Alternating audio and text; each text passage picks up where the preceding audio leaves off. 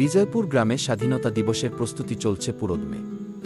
প্রতি বছরের ন্যায় এ বছরের উৎসবের কেন্দ্রবিন্দু কি জানিস লিনা?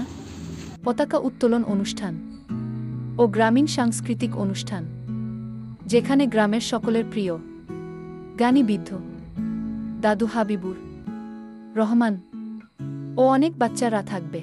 এবছর একটি বিশেষ চমক প্রস্তুত করেছেন। রফিক বলে উঠল। গল্পটি 3 বন্ধু রফিক, লিনা এবং তাদের দুষ্টু টিয়া পাখি টুটুলকে নিয়ে।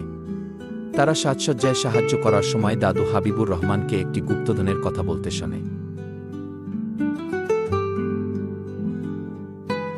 বিজয়পুরের রঙিন পথ ধরে তারা বিভিন্ন প্রতীক এবং দেশের ইতিহাসের স্মৃতিস্তম্ভগুলি দেখতে পায় ও আশ্চর্য হয়। তারা প্রাচীন বটগাছটি দেখতে যায়, যেখানে মুক্তিযোদ্ধারা একত্রিত হতেন। শান্ত নদীর তীরে যায়, যেখানে বঙ্গবন্ধুর স্বাধীনতার ডাক ধ্বনিত হয়। সেখানে গিয়ে আনন্দের সাথে গুপ্ত কাজটি করে। দিবসে শিশুদের পতাকা উত্তোলন অনুষ্ঠানের সময় সেই স্ক্রোলটি গ্রামের লোকদের সামনে উপস্থাপন করবে। দাদু হাবিবুর রহমান ব্যাখ্যা করে বলে যে এই স্ক্রোলটি তাদের স্বাধীনতার জন্য যে ত্যাগ স্বীকার করা হয়েছে তার একটি স্মারক এবং তাদের যে মূল্যবোধগুলি ধরে রাখতে হবে তা মনে করিয়ে দেয়। চলার পথে তারা বিভিন্ন চ্যালেঞ্জ মোকাবিলা করে এবং দাদু হাবিবুরের রেখে যাওয়া সূত্রগুলি সমাধান করে।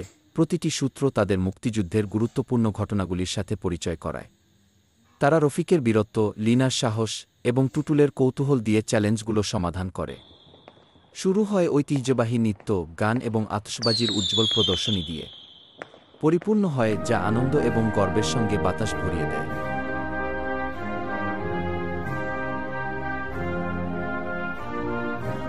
দাদু হাবিবুর রহমানের চোখে আনন্দের ঝিলিক দেখা যায় যখন তিনি দেখেন যে নতুন প্রজন্ম ভারতবর্ষের প্রকৃত চেতনাকে ধারণ করছে। সবাই একসাথে বলে ওঠে বন্দে মাতরম, ইনকিলাব জিন্দাবাদ।